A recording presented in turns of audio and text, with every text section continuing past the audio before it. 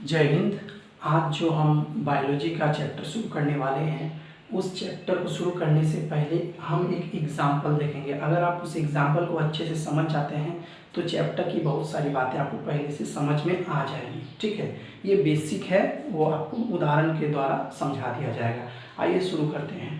तो सबसे पहले एक एग्जाम्पल हम देखते हैं कि दुनिया में जो बालू होता है, जैसे मट्टी, जिसको मिट्टी बोलते हैं, बालू को हम मिलाते हैं तो ईंट बनता है। ये तो सबको पता है, बालू से ही ईंट बनता है ना। और फिर ईंट को जोड़ते हैं, बहुत सारे ईंटों को जोड़ते हैं तो दीवार बनता है, दीवार। ठीक है, जब हम बहुत सारे ईंटों को जोड़ते हैं तो दीवार बनता है। और फिर जब हम बहुत सारे दीवारों को जोड़ते हैं तो एक कमरे का निर्माण होता है। ठीक है, एक कमरा बनता है जब हम बहुत सारे दीवार, जैसे 4 दीवार जोड़े, एक छत जोड़े, तब जाके एक कमरे का निर्माण हो। और जब हम 2-3 कमरे जोड़ते हैं तब जाके एक मकान का निर्माण होता है। ठीक है, तो जो सबसे मेन चीज होता है वो होता है मकान। मकान बनाने के लिए हमको इतना कुछ करना पड़ता है। ठीक है, यानी कोई भी बड़ा चीज बनाने के लिए हमको छोटे से शुरू करना पड़ता है। सेम उसी तरह जो जीवित या निर्जीव जो भी जंतु है या पेड़ पौधे हैं, वो भी तो बड़े होते हैं, छोटे होते हैं, लेकिन वो भी किसी न किसी छोटी चीज से बने होते हैं। ठीक है, तो इसको अगर हम देखें तो जैसे कोई जानवर है, मान लीजिए या मानव है या पेड़ पौधे हैं, मानव, पेड़ पौधे, वो जो भी मानव या पेड़ पौधे हैं वो किसके बने होते हैं? वे बने होते हैं अंग के। किसके बने होते हैं?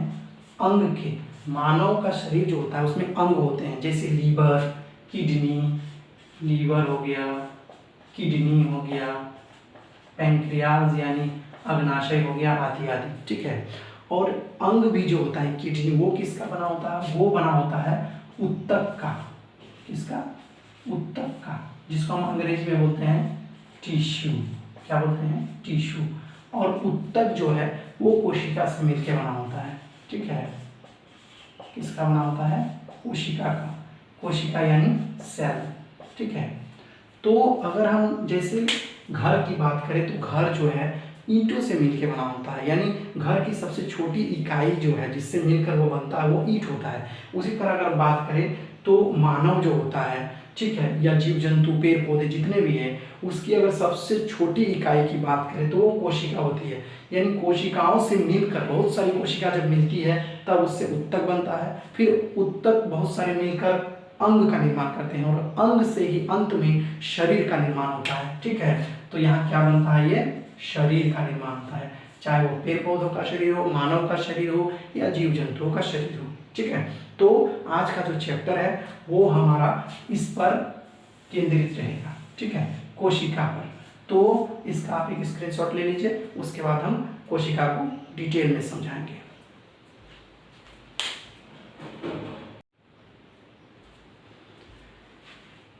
तो अब शुरू करते हैं जो रियल में चैप्टर है, सेल यानी कोशिका। हिंदी में कोशिका, अंग्रेजी में कहते हैं सेल। हल्का फल्का इंग्लिश भी साथ में सीखते चलिए, बहुत हेल्पफुल होगा आगे जाकर। ठीक है, तो जैसा कि हम पहले समझ चुके हैं कि कोशिका जो है वो शरीर की सबसे छोटी इकाई है। तो कोशिका का अगर परिभाषा लिखने के लिए बोला जाए तो हम कैसे लिखेंगे? तो लिखेंगे कोशिका जो होता है जीवन की, जो भी जीवन होता है, जीवन की आधारभूत संरचना, यानी जो बेस है उसका, स्ट्रक्चरल। ठीक है, यानी जिस पे बना हुआ है, जिससे बनता है, इसी को बोलते हैं आधारभूत। आधार जिस पे खड़ा होता है। ठीक है, आधारभूत संरचना यानी स्ट्रक्चर, बनावट, संरचना, मानव की आधारभूत संरचना एवं क्रियात्मक इकाई। क्रियात्मक मतलब होता है जो भी काम करता है, यानी ये खाली बना हुआ से नहीं ना होता है, बना हुआ में साथ साथ जो है शरीर की जितनी भी एक्टिविटी है, जितने भी काम है, वो भी कोशिका करते चलती है। इसलिए इसे कहते हैं जीवन की आधारभूत संरचना एवं क्रियात्मक इकाई। क्या कहलाता है? कोशिका कहते हैं। इसको अगर इंग्लिश में कुछ पॉइंट्स देखें तो basic structural and fundamental unit of life, यानी ये बेसिक स्ट्रक्चर होता है और फंडामेंटल यूनिट होता है, ठीक है। कौन? कोशिका। जो बेस है वो कोशिका है, दिमाग में रखना है। कोशिका से ही धीरे धीरे बहुत कुछ, जैसे कोशिका से उत्तक बना, उत्तक से फिर अंग बना, अंग से अंगतंत्र बना, अंगतंत्र से फिर शरीर का निर्माण हुआ, ठीक है। चलिए, तो कोशिका होता कैसा है आप देख सकते हैं, यहाँ पे ये बना हुआ है, ठीक है। तो कोशिका जैसे मान लीजिए कि एक गुब्बारा है, गुब्बारा में पानी भरे, ठीक है। तो अंदर में जो है पानी, वो उसको कवर करने के लिए बाहर से तो कुछ होगा। सेम उसी तरह ये जो कोशिका होता है उसको बाहर से कवर करने के लिए एक प्लाज्मा झिल्ली होती है, एक झिल्ली टाइप का होता है प्लाज्मा झिल्ली, ठीक है। तो लेकिन ये प्लाज्मा झिल्ली जो है पूरा जैसे गुब्बारा कवर्ड होता है उस तरह से तो कवर होता है, लेकिन ये जो होता है पारगम्य होता है, यानी जो कोशिका को जरूरी चीज है वो इधर से ले सकता है, ठीक है। ये रिश्ते हुए धीरे धीरे अंदर जा सकता है, और इसको जो जरूरत नहीं है वो यहाँ से वो बाहर भी भेज सकता है, ठीक है। यानी ये होता है पारगम्य। पारगम्य, पारगम्य मतलब होता है परमिएबल, PERMEABL, परमिएबल होता है, यानी इससे कोई भी चीज जो जरूरत का नहीं है वो बाहर आ सकता है, जो जरूरत का चीज है उसको कोशिका अंदर ले सकता है, ठीक है। और कोशिका के बीच में होता है केंद्रक, जिसको हम इंग्लिश में न्यूक्लियस बोलते हैं। बीच में होता है क्या? केंद्रक, उसे कहते हैं न्यूक्लियस, यानी कोशिका के अंदर होता है। और जो ये कोशिका बनता किससे है, अगर क्वेश्चन आए कि कोशिका किसका बना होता है, तो सीधा उत्तर होगा जीव द्रव्य से। अंग्रेजी में कहते हैं प्रोटोप्लाज्म।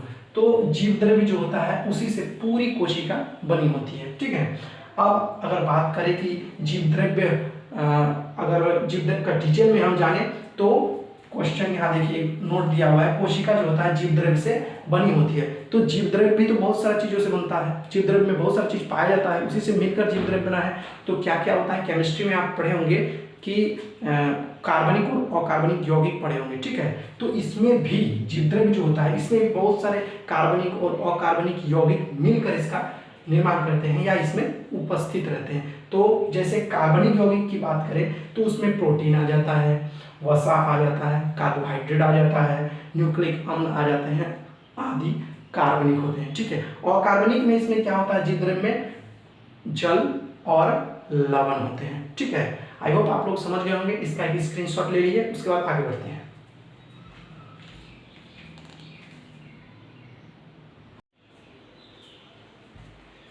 आगे बढ़ते हुए हम देखेंगे कि कोशिकाओं में अलग अलग विविधताएं पाई जाती है। कुछ कोशिकाएं, कुछ जीव जो है वो एक कोशिका का बना होता है, तो कुछ बहुत सारे कोशिकाओं का बना होता है। क्योंकि कुछ बड़े होते हैं तो उसमें ज़्यादा कोशिका चाहिए, छोटे होते हैं तो कुछ कम कोशिका से भी हो जाता है, कुछ में तो एक कोशिका से ही वो पूरा जीव बन जाता है। उसी पे डिटेल में देखेंगे। आइए, कोशिका में विविधता। कोशिका में विविधता की जहाँ तक बात की जाए तो इसको 3 प्रकार में हम देख सकते हैं। एक, रूप के आधार पर, यानी शेप कि उसका आकार कैसा होता है, रूप कैसा होता है, ठीक है। उसके बाद आकार कैसा होता है, इस पर हम एक नज़र डालेंगे। फिर संख्या के आधार पर कोशिकाओं में कौन सी विविधता पाई जाती है। तो सबसे पहले हम रूप यानी शेप के बारे में जानते हैं, ठीक है। तो कुछ जीवों का शरीर जो है सिर्फ एक कोशिका का बना होता है, ठीक है। उसे हम क्या कहते हैं, एक कोशिकीय। आराम से याद हो जाएगा, एक कोशिका एक कोशिकीय। इंग्लिश में कहते हैं यूनिसेलुलर, इंग्लिश में कहते हैं यूनिसेलुलर। एग्जाम्पल के लिए हम देख सकते हैं अमीबा है, पैरामीशियम है, क्लेडोमाइनस है, अमीबा, पैरामीशियम, क्लेमाइडोमोनस, ठीक है। तो ये जो अमीबा, पैरामीशियम, क्लेमाइडोमाइनस, क्लेमाइडोमोनस बोलते हैं इसको तोड़ के बोलिएगा तो अच्छा से समझ में आएगा। क्लेमाइडोमोनस, ये सब क्या है, एक कोशिका का बना होता है। क्योंकि बहुत छोटा होता है इसलिए एक कोशिका का बना होता है। उसी तरह कुछ जीव जो होते हैं उनका शरीर जो होता है वो बहुत सारी कोशिकाओं से मिलकर बना होता है। बहुत सारी कोशिका, बहुत कोशिका यानी बहु कोशिका, आराम से याद हो जाएगा। जिसमें बहुत सारी कोशिका होंगी उनको बहु कोशिका कहा जाएगा, ठीक है। और इसको अंग्रेजी में कहते हैं मल्टी सेलुलर। क्या कहेंगे, मल्टी सेलुलर। एक कोशिका तो एक कोशिकीय, इंग्लिश में बोलेंगे यूनिसेलुलर। और जो बहु कोशिकाएं होती है उसको कहेंगे मल्टी सेलुलर, ठीक है। एग्जाम्पल के लिए अगर हम देखें, जैसे मानव हो गया, पेड़ पौधे होंगे, अगर मानव मान लीजिए कोई एक 60 kg का आदमी है, उसमें अगर पूछा जाए कि लगभग कितना सेल हो सकता है यानी कोशिकाएं हो सकती है, तो लगभग इसमें 60 के साथ गुना करेंगे 10 पर पावर 15 कोशिका, इतनी सारी कोशिकाएं मिलकर मानव का निर्माण होता है। आप देख सकते हैं यहाँ 60 मल्टीप्लाई 60 गुना 10 पर पावर 15 कोशिकाएं, ठीक है। पौधों की बात करें तो इसमें शैवाल हो गया एग्जाम्पल में, ये सब मल्टी सेलुलर है, ठीक है, यानी बहु कोशिका, इसमें बहुत सारी कोशिकाएं पाई जाती है, शैवाल में, कवक में, मॉस में, फर्न में, ये सब जो होते हैं पौधे, इसमें बहुत सारी कोशिकाएं पाई जाती है। एग्जाम्पल हम नोट लिखे हुए हैं कि देखिए बहु कोशिका में तो बहुत सारी कोशिका होती है और एक कोशिकीय में एक कोशिका होती है, लेकिन बहु कोशिका जो होती है, बहुकोशिकीय जीव जंतु है, वो एक कोशिका से ही कोशिका विभाजन द्वारा मिलकर बनी होती है, कोशिका विभाजन के पश्चात बनती है बहुकोशिकीय। देखिए बहुकोशिकीय जीवों का जो विकास हुआ है वह एक कोशिका से ही कोशिका विभाजन द्वारा हुआ है। किस विधि द्वारा? कोशिका विभाजन द्वारा हुआ है। कोशिका विभाजन को हम आगे डिटेल में समझ लेंगे, ठीक है, इतना समझ में आ गया होगा आई होप। आप चलते हैं दूसरा, आकार के अनुसार कोशिकाओं में जो विविधता है उसके अनुसार हम दूसरा अगर देखते हैं विविधता तो होता है आकार। तो कोशिका जो होता है कुछ बहुत छोटी होती है, इतनी छोटी होती है कि उसका माप देखेंगे तो 0.1 माइक्रोमीटर तक पहुंच जाता है। जैसे सबसे छोटा अगर हम कोशिका की बात करें तो वो होता है प्लूरोन्यूमोनिया, प्लूरोन्यूमोनिया, उसका आकार होता है 0.1 माइक्रोमीटर, ठीक है, माइक्रोमीटर। उसके बाद अगर सबसे बड़ा बात करें तो शुतुरमुर्ग का अंडा होता है, ये प्राय क्वेश्चन पूछा जाता है कि सबसे बड़ा कोशिका किस में पाया जाता है, तो शुतुरमुर्ग के अंडे की कितना होता है इसका माप 170 गुना 135 मिलीमीटर तक होता है। कुछ उदाहरण की बात करें आकार में तो जीवाणु की जो कोशिका होती है, जीवाणु की कोशिका, बैक्टीरिया जिसको इंग्लिश में बोलते हैं, जीवाणु की कोशिका का जो व्यास होता है वो होता है 1 माइक्रोमीटर से 10 माइक्रोमीटर तक। और ये आप देख सकते हैं जीवाणु का जो कोशिका है वो इस तरह का बना होता है, ये आकृति है जीवाणु की कोशिका का। फिर आगे बढ़ते हैं, मानव शरीर में अगर आते हैं, मानव शरीर ह्यूमन बॉडी में, तो मानव शरीर जो होता है, मानव शरीर की सबसे बड़ी कोशिका जो होती है वो होता है तंत्रिका कोशिका, सबसे बड़ी कोशिका, ठीक है। तो इसको अंग्रेजी में बोलते हैं नर्व सेल्स। ये आप आकृति देख सकते हैं, ये है आपका तंत्रिका कोशिका का, और इसकी लंबाई 1 मीटर से भी ज्यादा होता है, ठीक है, 1 मीटर से ज्यादा होता है, और ये बहुत पतला होता है, जैसे तार होता है, बोलने के लिए तार होता है लेकिन तार से भी बहुत ज्यादा पतली होती है, ठीक है। क्यों हम तुलना किए तार से? क्योंकि इसका काम क्या होता है, तार का काम क्या होता है, बिजली को तुरंत पहुंचाना एक झटके में, ठीक है। उसी तरह इसका भी काम होता है एक झटके में, जैसे यहाँ हम चुट्टी काटे तो यहाँ से तुरंत ये ब्रेन को खबर भेजेगी कि देखिए आपको उंगली में कोई चुट्टी काट रहा है, ठीक है।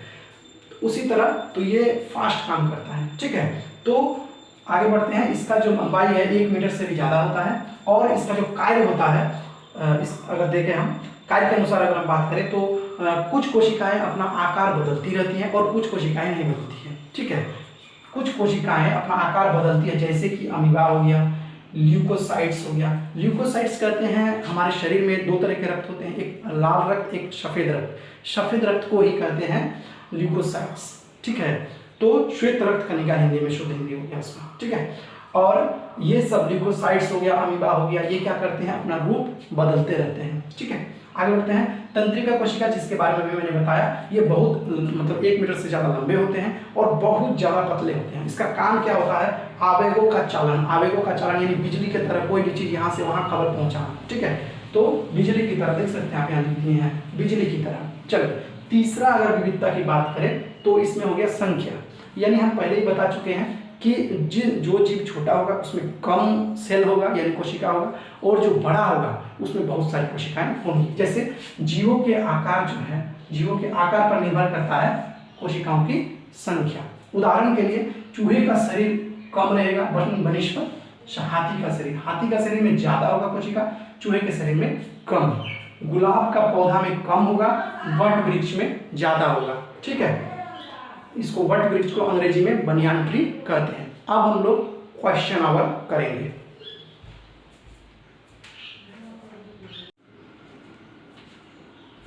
अब आते हैं प्रश्नोत्तरी पे। जितना हम पढ़े हैं उस पे हम कुछ क्वेश्चन कर लेते हैं, देखेंगे कि हम लोग कहाँ तक समझे हैं, ठीक है। पहला सवाल है, जीवों की आधारभूत एवं संरचनात्मक इकाई क्या है। हम लोग जानते हैं कि जीवन की आधारभूत और संरचनात्मक इकाई क्या होती है, तो तो इसमें ऑप्शन देखिए, उत्तक है, अंग है, कोशिका है, प्रोटीन है। तो हम जानते हैं कि इसका आंसर क्या हो जाएगा, कोशिका।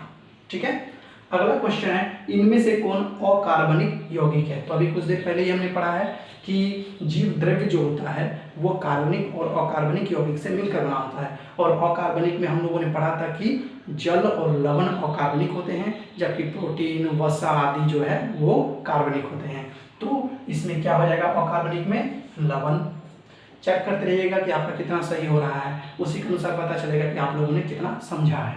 अगला क्वेश्चन है, कोशिका किससे बनी होती है। कोशिका किससे बनी होती है। ऑप्शन देखिए, केंद्रक, जीवद्रव्य, प्लाज्मा झिल्ली, कोशिका झिल्ली। अगर क्वेश्चन रहता कि कोशिका किससे घिरी रहती है तो आंसर होता कोशिका झिल्ली।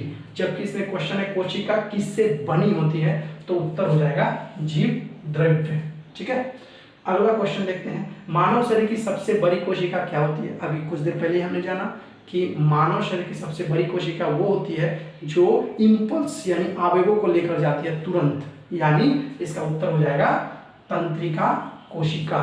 और लास्ट क्वेश्चन है, कौन एक कोशिकीय जीव का उदाहरण नहीं है। ध्यान दीजिएगा, नहीं है इसमें। ठीक है, तो अमीबा एक कोशिका का बना होता है, यानी एक कोशिकीय है। पैरामीशियम एक कोशिका का बना होता है। क्लेमाइडोमोनस जो होता है, क्लेमाइडोमोनस वो भी एक कोशिका का बना होता है। जबकि शैवाल जो होता है वो बहुकोशिकीय होता है। आई होप ये चैप्टर आपको पसंद आया होगा। अगला चैप्टर बहुत जल्द लेकर आएंगे। Thank you.